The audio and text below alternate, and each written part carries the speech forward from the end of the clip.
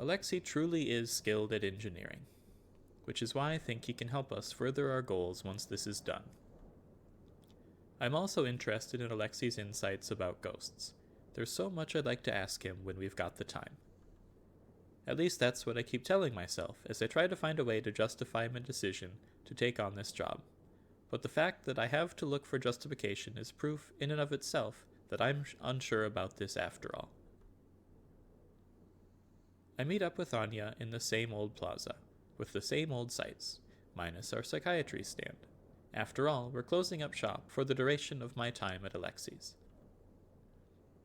Yo, wait Sayako, where's your luggage? Anya asks as she carries a big bag. In my coat pockets. I've got a handkerchief and a gun. The bullets disappeared, so I'll have to make up for it by aiming real good. Oh, good luck with that. Wait, shouldn't you at least bring a change of clothes and a towel? I've been thinking. Huh? Is it really necessary to shower and change clothes? You're starting to sound like Yoru. You think so? Good thing Pacifica's not around. She'd be all like, bargle gargle. Bargle gargle. Yeah, bargle gargle. We talk as we walk. It feels weird, since I'd usually be working around this time. It's like going to a hospital instead of school when you're sick. It's especially weird since I only started working just recently. I guess I've adapted to worker life before I knew it. It was probably a gradual day-by-day process. I recall my conversation with Alexei. I can feel my face heat up as I do. Why did I act so proactively? I couldn't bear watching him. I wanted to do something to help. But was that just because I thought I was in a position to help? Help me, of all people? With my social standing? I think those thoughts to myself as we approach the amusement park. We were here late last time, but it's operating hours right now, so there's cheerful music playing with decorative lights shining in the night sky. It's kind of extravagant by this town's standards. Anya, have you ever been to the amusement park? I ask. I've never been there myself, at least I don't think I have. Well, I've been there a number of times, but I didn't have much fun, though. Why not? The amusement park by itself is fine, but the problem is the customers. Do they have bad manners? Well, it just feels like they're at the amusement park more to look like they're enjoying themselves, rather than to actually enjoy themselves. That's how it feels? Sends shivers down my spine. Shivers? Shivers my timbers. I see. I think I get you. It must be annoying to be surrounded by people like that, huh? It just feels like people like them look down on people like me. I don't want to be in the same place as them, you know? Anya speaks bitterly. I never really thought about it, but I guess that sort of vague social hierarchy exists in this town, too. Maybe as a foreigner, I'm just excluded from that pyramid entirely. Sorry if I asked something I shouldn't have. No, it's fine. Anyway, those people don't make sense when they talk. They're so damn boring. But I'm sure they find me so damn boring, too. Anya gets her head back in the game and readjusts her bag that had started to slip off her shoulder. I'm not good with that whole female bonding thing, like going to bathrooms in groups and gossiping and stuff. Girls who can't get into that sort of stuff end up with no choice but to join groups of guys, don't they? I respond with the vague, It's been a long time, I think, since the last time we've talked about interhuman, or rather, inter-ghost relations. It makes my heart start to clench. But I suppose we can only really talk about this sort of thing when it's just the two of us. Anya and I keep talking about somewhat complicated topics as we walk down the path. I'm so glad we can walk together like this. But when you join a group of guys, then you have to deal with romance and all that poop, so it'd be even poopier. I'm so glad I've got you girls. Anya says that with a smile. It's a somewhat awkward, forced smile, but it's kind of cute in its own way. It's an almost devilish smile. I could see why a group of guys wouldn't be able to leave her alone. I consider smiling back at her, but I'm so awestruck I decide not to. We pass the amusement park area and approach Alexi's house. It definitely feels like it's way too fancy a house for Alexi to live in, though I suppose the fact that he lives in it all by his lonesome does fit him. If Yoru were here, she might call this a sleepover. Oh yeah, Yoru. The more I think about her absence, the more depressed I get. I guess I just shouldn't think about it then. A sleepover, huh? I doubt it's going to be something that fun. So do we just sit and watch? If I remember right, yeah. That guy doesn't lie, so I'm sure that's really all we need to do. It makes me feel kind of guilty that it's really all we're going to do. I fidget as we stand at Alexi's front porch. At least we'll have lots of free time, you know? Anya rings the bell. Something starts rumbling inside the house. Then Alexi shrieks. I smile wryly. I'm sure he'll ask us to do something else sooner or later. I guess there's no point worrying about it.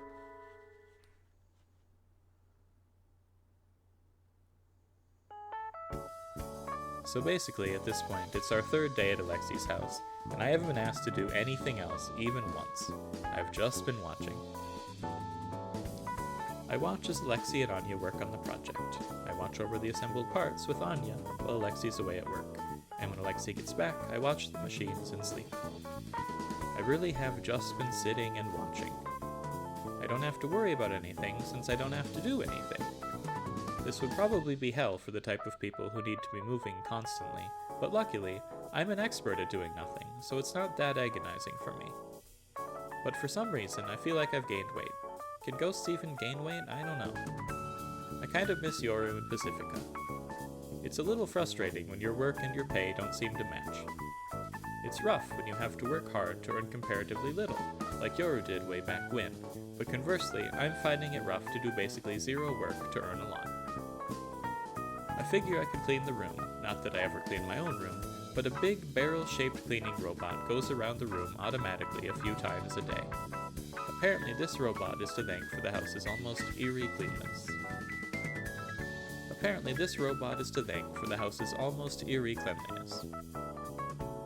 It's not like Alexi's secretly a neat freak who obsessively cleans his house. For some reason, that's a relief. This cleaning robot is pretty well built. Using some mysterious technology, it hovers a little bit off the ground as it sucks up dust with a whirring motor sound. For bigger messes, like when Anya spilled her sugary coffee on the kitchen floor, some even got on her clothes so she had to change out, the robot extends a mysterious arm to mop everything up. I think that was just before bedtime the day before yesterday. As I watch the machine smoothly pick up the trash, I murmur, I want one for our place. Anya comes out of the shower, drying her hair with a towel. It seems like she heard me, so she starts talking about the origins of that machine. Alexi and I made this thing together. Due to an annoying customer request, it had to be made from the ground up, so Alexi asked for my help. Though it was mostly Alexi's work, and I just helped. Contrary to her self-derisive words, Anya sounds pretty proud of herself as she talks about the cleaning robot's features. That incredibly powerful armored vehicle we tried to leave town in. Apparently, this cleaning robot uses the same power source. So unlike a battery-operated machine, there's no need to charge it, and it's more powerful too. So, could this thing explode? Maybe if I had made it, but while Alexi's an amazing at hardware, he's actually a software guy. The software meshes perfectly with the hardware specifications and has complete control over the generator's current state. Software refers to programming, and hardware refers to the mechanics, right? Oh, yeah, I'm kinda gross, aren't I? I just blab on and on about technical jargon, like an otaku. You're normal, Anya. No, even better than normal. Anya smiles gently at my words. It almost feels like it's not even Anya I'm looking at. If only. Thanks. Is it because of her flat, wet hair? Her dressing gown? Wait, what was I just saying? Recalling memories is a good way to kill time. You could try to see how many details you remember. Any ambiguous parts can be supplemented by extrapolating what you remember from adjacent memories. Oh right, I'm pretty sure... Hell yeah. Yahoo! My memory recollection is suddenly drowned out by some strange voices. What happened? Oh, take a look. Look at it. Before I know it, the pile of parts on the desk has become what appears to be an anatomical model of a skeleton. This is probably her skeleton, I guess. The right arm is the only portion that has parts with some flesh on it. Probably not actual flesh. The exposed metal bones of the fingers slowly clench into a fist and open again. It repeats the cycle a few times. It's moving, huh? Oh, what a beautiful rock and paper. That sure is, something. It's not just that it's moving, it's that it hasn't ever been this complete before. The skeleton usually falls apart before I can assemble it, and the nerve connections get severed before I notice it. My hypothesis was correct. Thank you. Thank you so much. What about the internal software? That's going favorably too. There's no missing data so far. I don't know what'll happen once I increase the volume of the data. But that shouldn't be too much of a problem now that we've established a solution to the problem that's been plaguing me this whole time. That was the most crucial aspect of the whole project. I'm happy I could be useful. You weren't just useful, you were a lifesaver. Alexei starts rolling on the floor, laughing. I almost tell him not to do that since the floor is dirty, but I stop myself. The floor in this place is freakishly clean after all. Mr. Alexei? What? You want to give it a try too? No, not that. I was just wondering about this thing. She's not a thing. Sorry, why are you trying to make her? Because I can. No, wait, let me put my thoughts in order. Oh, no, you don't have to think so seriously about it. I'm thinking, don't talk to me. Oh, come on. Why do I have to feel this wretched? I look to Anya for help. Anya sticks her thumb up and makes a cutting gesture across her throat with it. I smile wryly. Thank goodness. It looks like I've got the right idea. And thus... So why are you trying to make her? Because I'm curious to know if God will allow me my desire. Whoa, philosophical. God? You're talking like a member of the church. He's a believer. Huh? He is? He's got some differing opinions compared to the priest, though, so I guess he's more of a heretic? You could say that. Every scientist is like a sort of clergyman who wants to get closer to God's wisdom. That's what I think, at least. I thought it was common sense that people like Alexei would be realists who don't believe in God, so I'm a little confused. But now that I think about it, when we first asked for Alexei's help, he did easily agree despite saying it would take some time. He was probably thinking proactively of how it would benefit others. It's a little late now, but I can't say I didn't sense there'd be an ulterior motive to his seemingly good intentions. Since God made us in his image, I'm curious if he'll allow us to make something in our image. Honestly, I had my doubts, but... That's changed now that we're here? I thought I had reached a dead end, but I was wrong. This was a trial to see if I could climb the barrier. Alexei stands in front of his computer and presses a button. She stops clenching and opening her fist. What I'm trying to implement is a perfect artificial intelligence that copies the mechanisms of the brain. A self-conscious reproduction of us that won't control the population or hijack missile interception systems, and is neither dumber nor smarter than us. If every part of the copy works properly, this being will have true consciousness, and while I don't even want to think about it, if she suddenly gets struck by a car, she'll be torn apart, and that consciousness of hers will be lost for all eternity.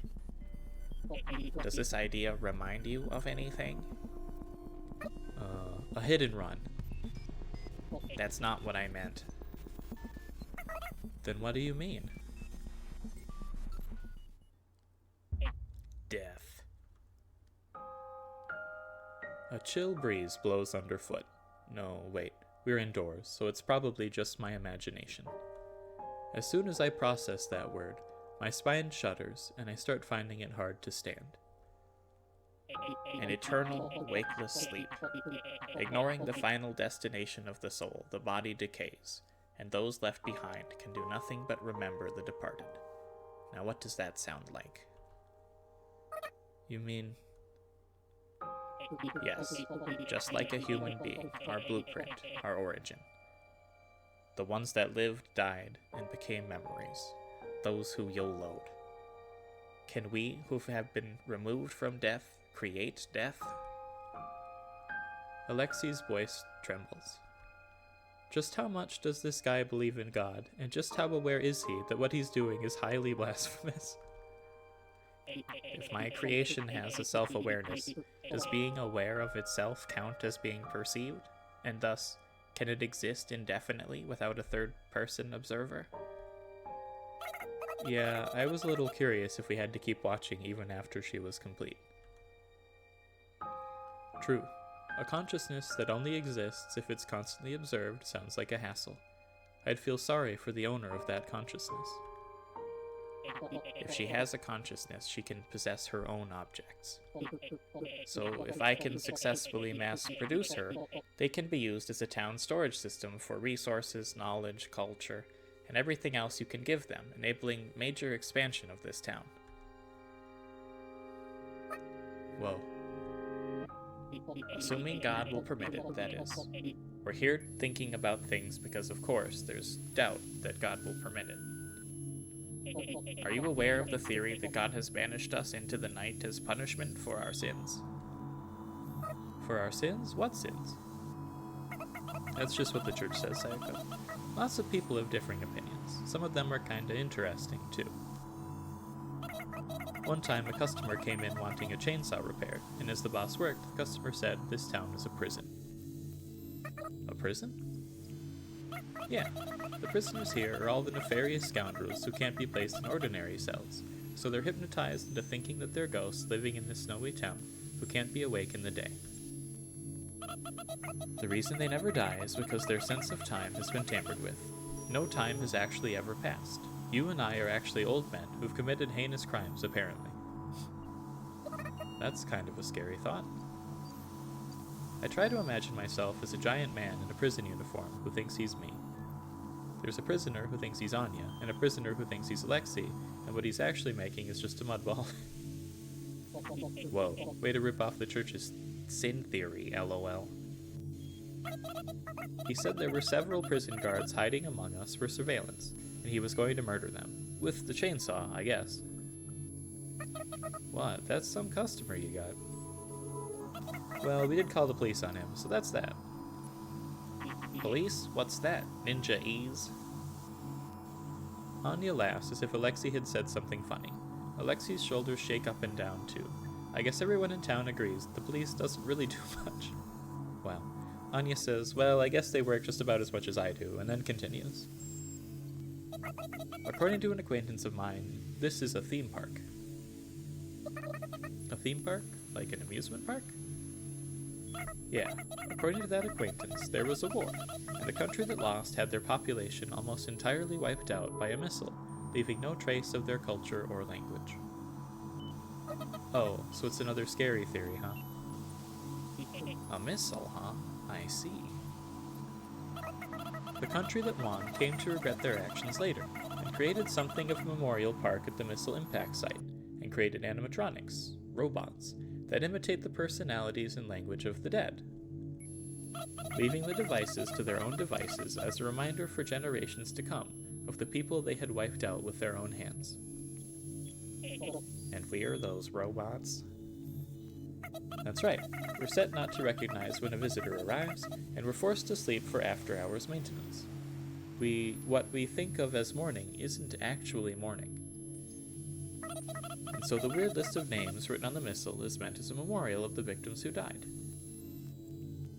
The prisoners in my imagination turn into robots. I imagine Alexei with exposed, somewhat rusty metallic joints. As we talk, there are kids on a social studies field trip watching us, anti-war pamphlets in hand.